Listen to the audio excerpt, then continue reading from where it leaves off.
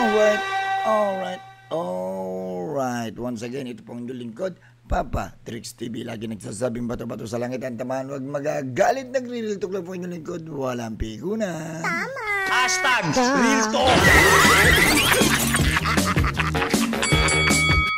Yes, magandang araw po sa inyo. At ito po, no, at ito na naman po tayo, magbibigay na naman tayo ng another good news at talagang nga namang nakakamangha na ginagawa lagi ng ating mahal na Pangulo. Puro good news naman tayo mga ka-alright. Sana po pakishare nyo po itong video na to na kung saan itong mga ginagawa po ng ating Pangulo para sa bayan, dapat naman po ina-appreciate ng iba dyan at may pagbigay natin yung impormasyon ng ating Pangulo ay napakasipag at talagang nga na mga laging may ginagawa para sa bayan. Ngayon, ano po ba ang maganda dito sa maging content ko na aking ipapamahagi at ibibigay sa inyong pagbibigay sa inyo ng kaalaman po, no? Ito pong content na to na gusto ko lang po patunayan sa inyo, itong kamustahan with the Walang Gutom Refuel Project. Yan, ito yung mga beneficiaries na dito sa Manila, na kung saan mga ka-alright, pinapatutuhanan ko lang sa inyo na si PBBM, he walk the talk. Okay? Kung ano sinabi niya, ginagawa niya. Ngayon, ipi-play ko lang po mga ka-alright, yung kanyang sona na kung saan sinabi niya ito, talagang ginagawa niya. Ito, papalala ko lang sa inyo. Nung sinabi niya, umpisa niya paimbestigahan ang mga flood control na yan, yung mga issue na yan, ginawa niya, di ba? Tinutuon niya. At ngayon, nagpo-focus na siya sa ibang bagay, samantalang itong investigasyon ng flood control, itinatrabaho na po ng ICI, di ba? At all eyes na po ang gobyerno natin dito sa mga korupsyon na to, nakabantay na sila. O ngayon, ang Pangulo naman ay busy naman ngayon sa mga iba pang proyekto, tulad doon nito, sa pagtulong sa mga kababayan natin. So, ito na naman, yung isa sa mga parte ng mga sinabi niyang magaganda nung kanyang sona, ito, ginagawa niya pa rin. Ibig sabihin, lahat pala ng sinasabi ng ating mahal na Pangulo sa mga sona niya, lahat yung ginagawa niya. Hindi man niya mapagsabay-sabay, pero teka, step by step, dito muna tayo, yung mga sinabi ko ng sona ko, gagawin ko yan. Flood control, imbestigahan, ginawa niya yan. Diba? Mga proyekto, kung napakita niyo naman ng mga nakaraan, yung mga build better mo niya, binisita niya, tignan niya, dahil sinasabi niya, marami pa raw pong mga proyekto ang gobyerno na talagang tuloy-tuloy ang ginagawa, no? At ito naman tayo, itong Walang Gutom Refuel Project na dito sa kanyang programa na to, na kung saan ginagawa ho niya. Okay, balikan lang ho natin itong maikling clip na sinabi niya na nung sona, at ipapakita ko sa inyo mga ka-alright, ang katotohanan na talagang ginagawa po ng Pangulo, na ibang klase pala ang ating mahal na presidente. Pag siya ay may sinabi, ginagawa niya, hindi siya nakakalimot, hindi lang yung basta niya lang sinabi sa sona yan, wala yan, yabang lang yan. Hindi ho Pero tingnan niyo ito, panoorin niyo po itong ipiplay ko mga ka-alright, nung kanyang sona, na kung saan sinabi niya to. Okay, pakinggan niyo to guys. Sa ikalawang taon ng ating Walang Gutom program, mabibigyan ng tulong ang 600,000 pinakanangangailangang kabahayan sa kanilang nutrisyon. At sa 2027, dadamihin pa natin sa 750,000 kabahayan ang maaabot ng feeding program natin. Pinapagpatuloy ng DSWD at ng DepEd ang feeding program nila para sa mga daycare center sa pampublikong paaralan at nakapagbigay ng masustansyang pagkain at gatas sa mahigit 3.2 milyong mag-aaral sa buong bansa.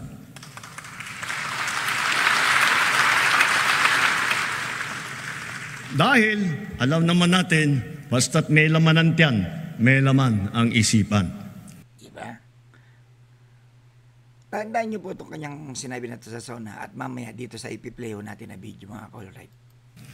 Kung papalawigin pa natin ang mga programang ito sa susunod na taon, sa tulong ng karagdagang 1 bilyong pisong pondo, pararamihin pa ng DSWD ang bilang ng mga batang mabibigyan ng masustansyang pagkain. Sa kabilang banda naman,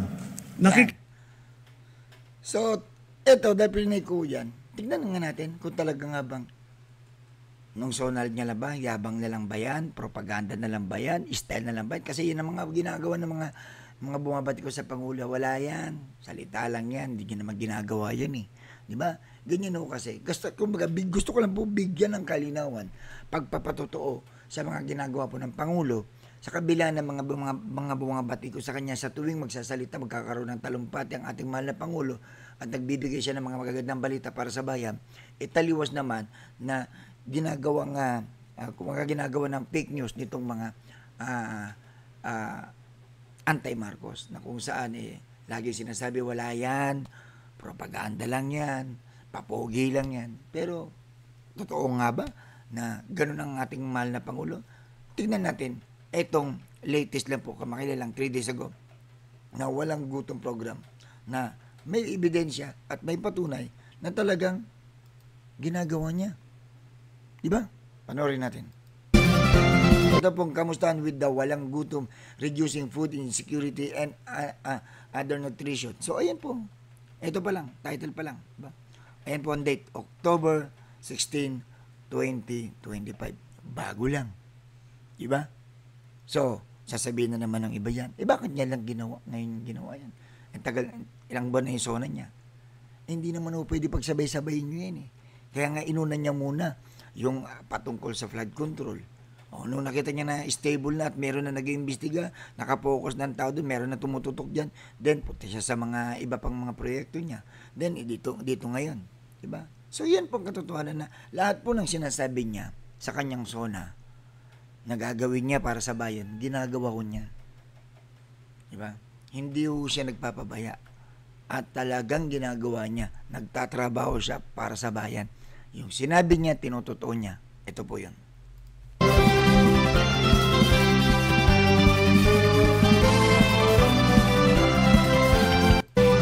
Session at samahan ng ating mga benepisyaryo sa pag-iikot at pamimili sa ating mga partner merchants at Kadiwa stalls. Tingnan nyo si mahal na Pangulo. Ang ating bala. Tingnan niya lahat, yung mga resibo, lahat. Tingnan nyo. Ganyan niya i-confirm. Tingnan niya kung talagang nakakatanggap nga ba talaga itong mga benepisyaryo na to. Ng Electronic Benefit Transfer Card o EBT card.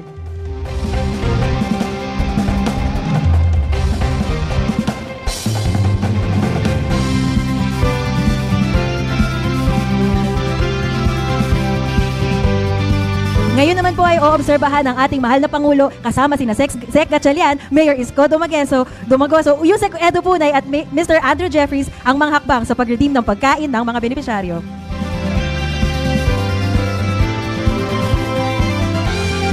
Gamit ang master list, titiyakin ng retailer kung kabilang ang pangalan ng benepisyaryo kung siya ay kwalipikado para makapag-redeem ng pagkain.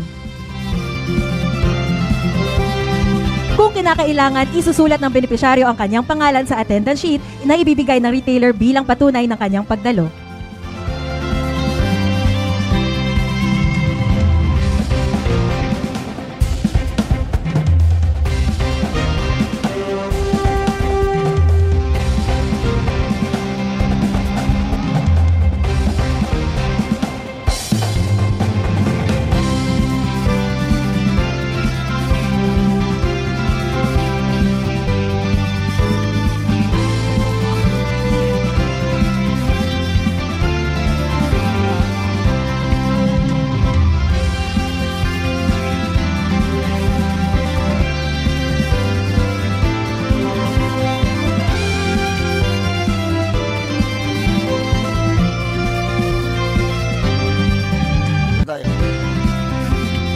Si Isko Moreno.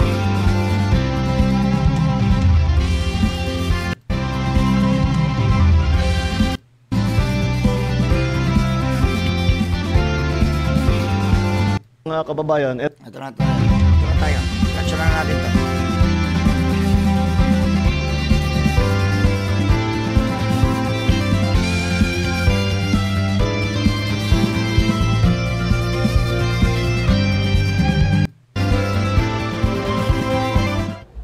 magandang umaga po.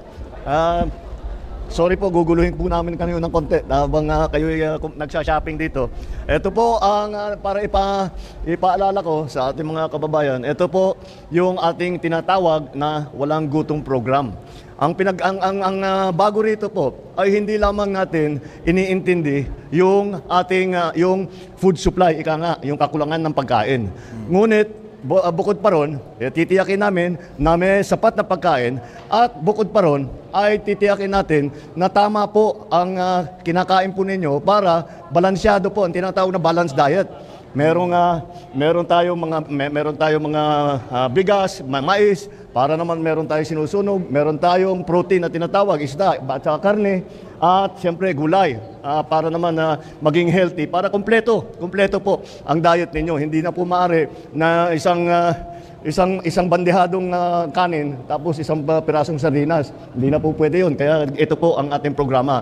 Patuloy po natin at ating ginagawa. Ito ay nasa walang gutom program. Dahil po, kung maalala ninyo, nung bago akong upo, tinanong sa akin, ano ang pangarap ko sa aking termino bilang presidente? Ay ang sagot ko, sana naman magawa natin na pag-alis ko bilang Pangulo ay wala nang gutom na Pilipino. Kaya po may mga programa tayong ganito. Diba? Grabe nung ating mahal na Pangulo. Kaya nga yan yung mamimiss ninyo sa ating mahal na Pangulo na siya po kasing klase ng tao na talagang meron nung ginagawa. Meron talagang direksyon ang mga bawat sinasabi niya. Meron talagang tao na makikita nyo, mapapanood nyo, may mga ebidensya, may video na natutulungan at ang mga programa ginagawa ng Pangulo. Ito po ito po yung mga proyekto na ibinibigay nila sa taong bayan na kung saan marahil masakit man to sa iba, pero noong mga panahong nakaraang administrasyon at iba pa, kung meron man mga ganito o kahalintulad man nito, hindi gano'n na tumatak na as in ini-expose ng mga dati, no? Ang kagandahan sa ginagawa ng Pangulo is exposure. Pinapakita nila live stream ito mga pagtulong na to, at hindi lang yon, is inihikayat pa na suportahan ang mga ganitong programa ng ating mahal na Pangulo na may katibayan naman po na lalo nagiging masipag ang kanyang mga ahensya ng gobyerno sa sunod sa kautusan ng ating mahal na Pangulo, dahil ito yung nagiging way para mas lalong makilala ang gobyerno natin, ang ahensya ng gobyerno natin, nasa kabila po ng mga alam niyo na, may mga korupsyon na nangyayari, mga nakawan, mga involved na mga katiwalian ng mga politiko, meron pong ginagawa ang ating mahal na Pangulo na kung merong mga gumagawang ganyan, pero marami pa rin po ang nagtatrabaho para sa bayan. Marami pa rin na talagang ginagampanan nila, willing sila na magipagtulungan sa gobyernong to at matulungan ating mga mamamayang Pilipino. Sa programang ito, magkasama po ang food assistance, yung pagbigay po ng mura na pagkain, nutrition education, na nakakaunawa kung ano ang mga kailangan na kainin na iba't ibang klaseng pagkain para maging malakas po ang ating katawan, matibay po ang ating kalusugan. At ngunit dito sa Walang Gutom program, ang bawat pamilya ay may credit, nakakatanggap halos na 3,000 piso. At ito yung food credit na nandyan po sa inyong EBT card. Ginagawa po natin pinakamadali para nandun lahat. Imbis na dati, nagsimula ito, meron pa tayong konting notebook May notebook tayo na gano'n. Ngayon, high-tech na po tayo ngayon. Kaya meron na lang kayong card. At susunod, ay yung tinignan namin na sistema na imbis na kailangan pa magrehistro, imbis na maglagay doon sa parang booklet, ay dyan na lang po sa computer, kayang-kaya po. Ay tuturuan po kayo namin kung paano gawin. Napakasimple lang po. Hindi po kayo dapat magulat. Kayang-kaya po ninyo magawa yan.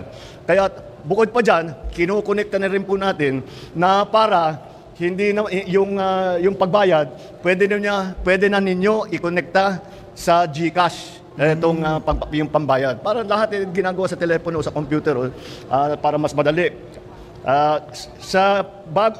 Bumaba na po, dahil dito sa programang ito, bumaba na po ang hunger rate, ang mga gutom sa household beneficiary. Lahat po sa beneficiaryo natin, bumaba na po ang gutom. Baka ma-mislead na naman po tayo dyan. Okay, ng iba dyan. Na sabihin na, kasi ganito, tandaan nyo po, may mga bumabatikos po sa Pangulo, maraming gutom ng mga Pilipino.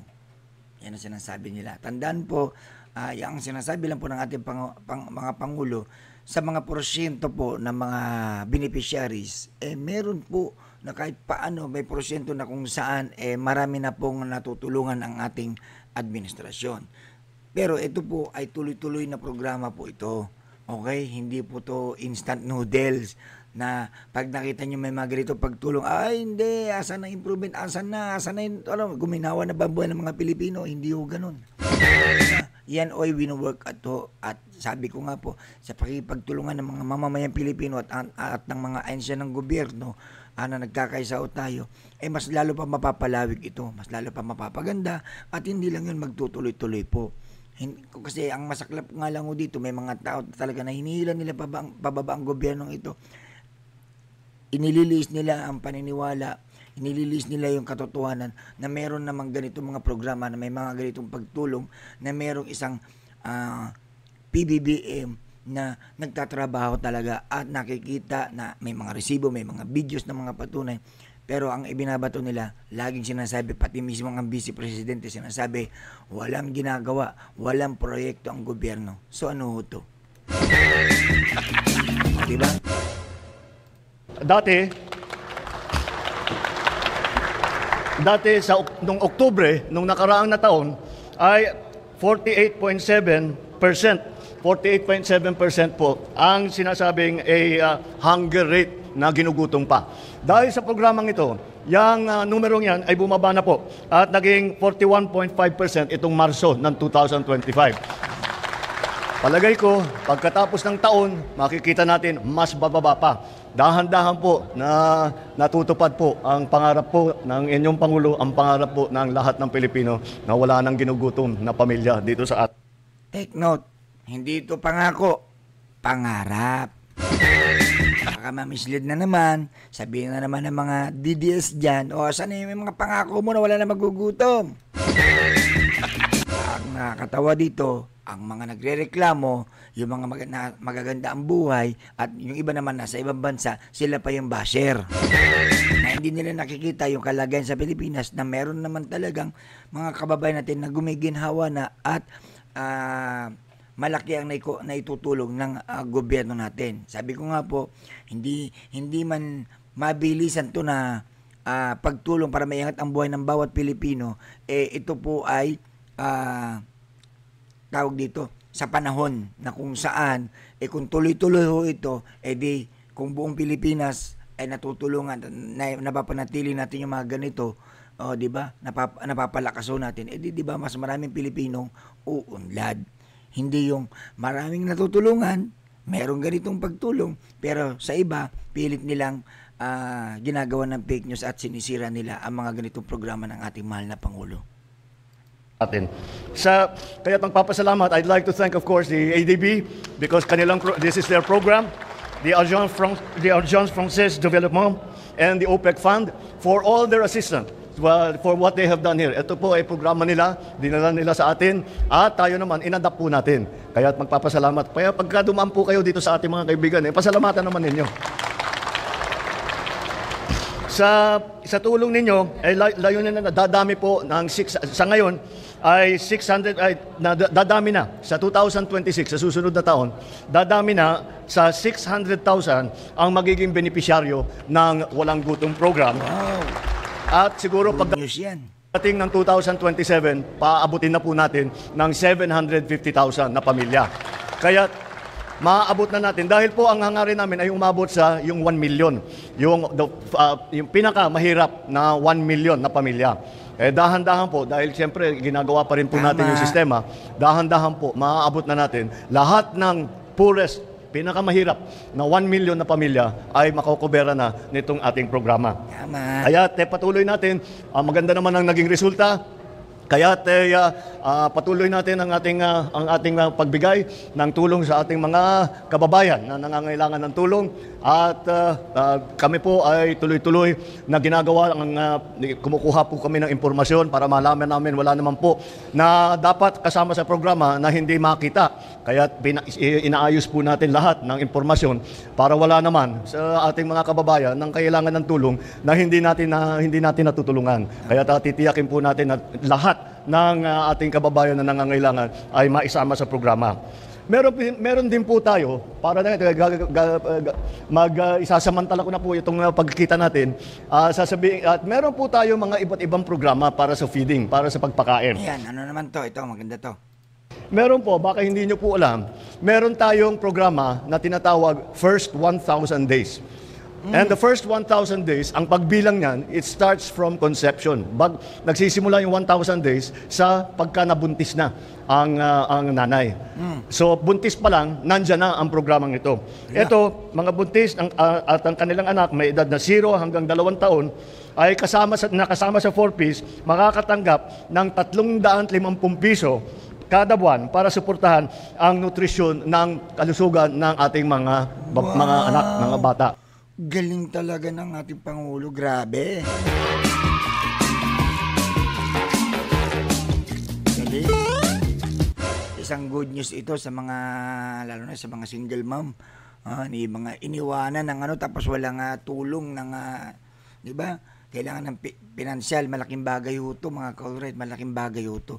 Isa sa napakagandang naisip po din po ng Pangulo, ng administrasyon ng Pangulo, na actually marami po dyan yung mga single mom na hiniwalayan ng mga asawa nila, tapos ito may mga anak, tapos hindi alam kung saan kukuha ng lalo na wala namang trabaho or hindi kaya ng kanyang trabaho, at tustusan ng mga gastusin nila sa pamilya nila, no?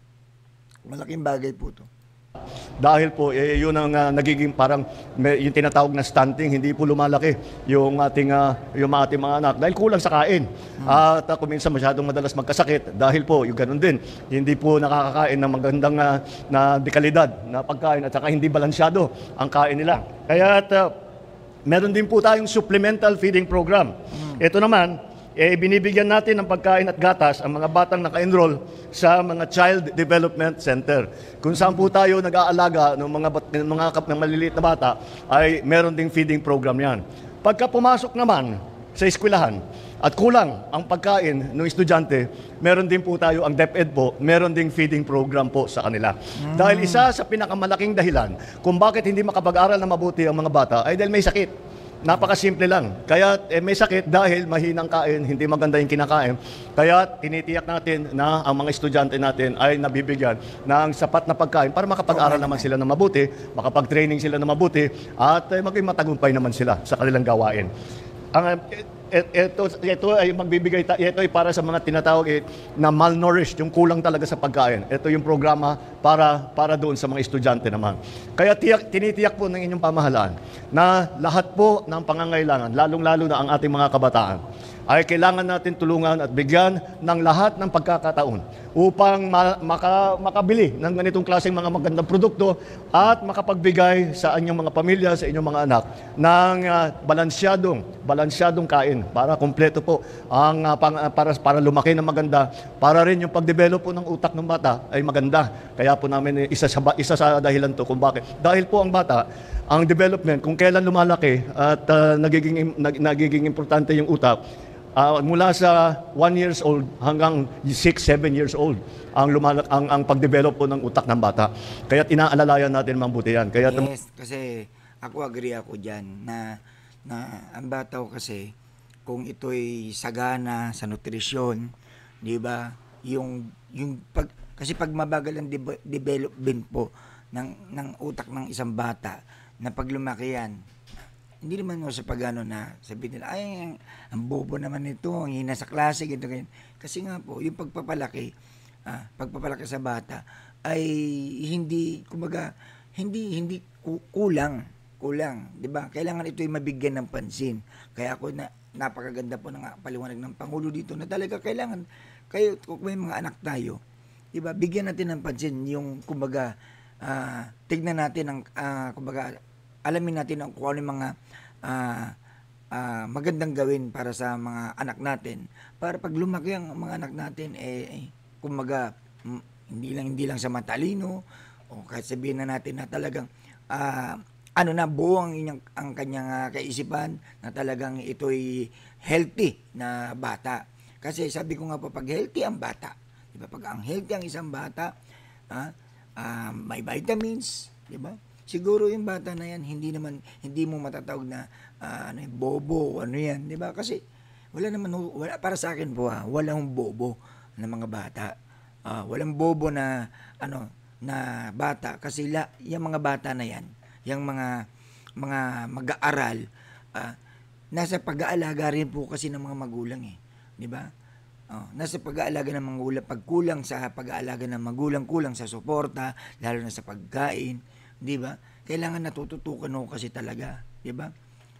Lahat kaya may mga naano kayo na may mga mahinang isip ng mga bata kasi nasa ano na rin po yun nasa ano na rin po ng pamilya nila yun Ang naging problema po dito yung sa pag-aaruga ng pamilya, kung kulang sa mga vitamins, kulang sa mga pagkain na mga nutrisyon, di ba? Ngayon lalo na ito, may mga ganitong programa. Hindi natin may alis mga kapatid, pasensya na po. May mga mahihirap tayo mga kababayan na anak ng anak. Totoo naman. 'Di ba? Mahirap na nga. Hirap na nga sa gastusin pero anak sila ng anak. 'Di ba? Tapos ngayon pag nagkaroon ng problema mga anak nila, may mga sakit dahil hindi na nila maalagaan ng maayos, hindi maibigay ang sapat na nutrisyon sa mga bata. Magagalit sa gobyerno, sabihin nila nagugutom sila. Gagalit sila sa gobyerno dahil kulang na sa suporta, kulang na.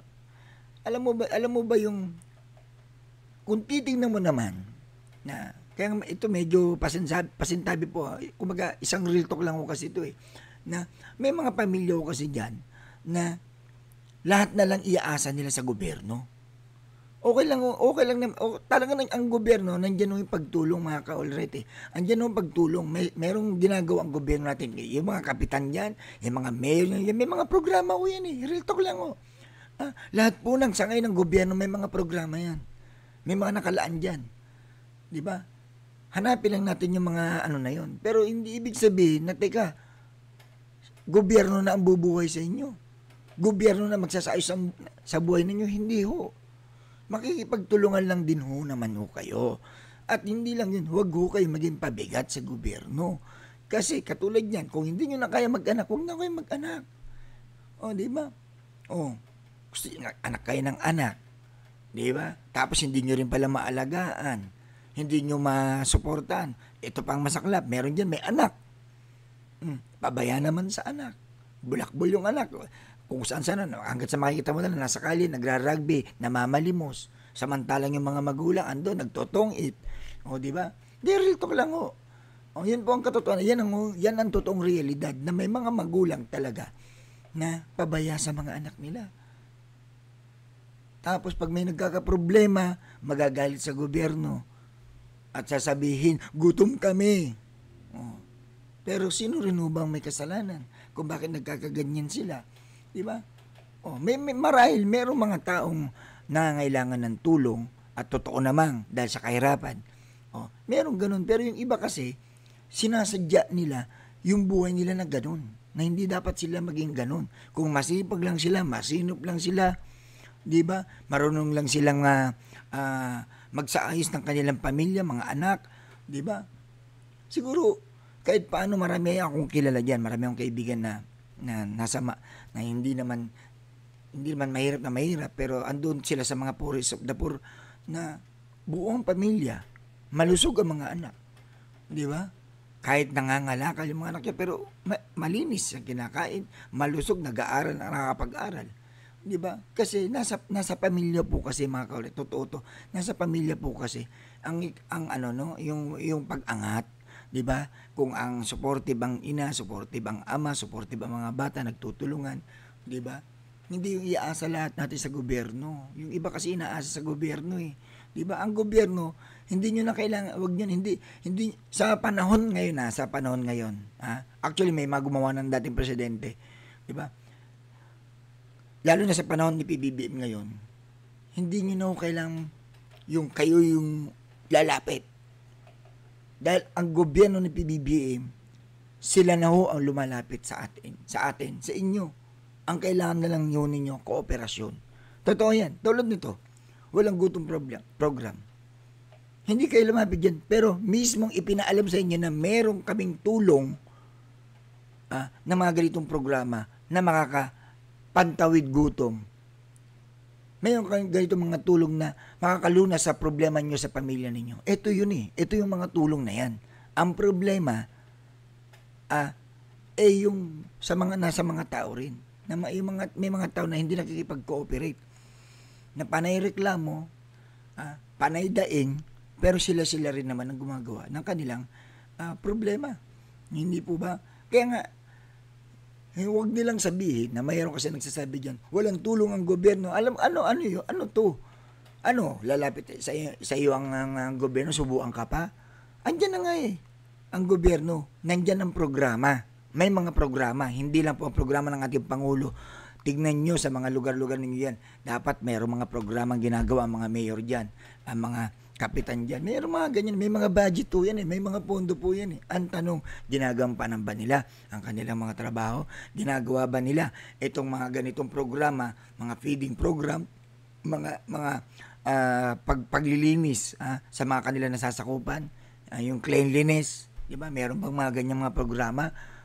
Kung walang ganyan, isa lang ibig sabihin, may mga problema diyan sa mga lugar ninyo, di ba? Kaya nga ang Pangulo po, laging bukas po ang kanyang kamay sa lahat ng mga Pilipino, sa ating mga Pilipino nakikinig at marunong makiramdam. Kaya ito na nga po mismo, itong ganitong programa na walang gutong program, ito po ay isang sample po na dapat maging inspirasyon po ng bawat Pilipino na meron tayong presidente na nakakaramdam, marunong makinig, at naiintindihan niya ang hirap ng bawat Pilipino. Sana naman, maintindihan din naman po natin, mga kababayan ko, na dapat makipagtulungan din tayo sa gobyerno. Hindi yung nagiging pabigat tayo, hindi yung inaasa lahat natin sa gobyerno. Matuto rin tayo maging masinop, matuto rin tayong magtrabaho, maghanap buhay, gawin natin yung mga tungkulin natin bilang isang mamamayang Pilipino, na tayo yung mga Pilipino nagtutulungan, hindi yung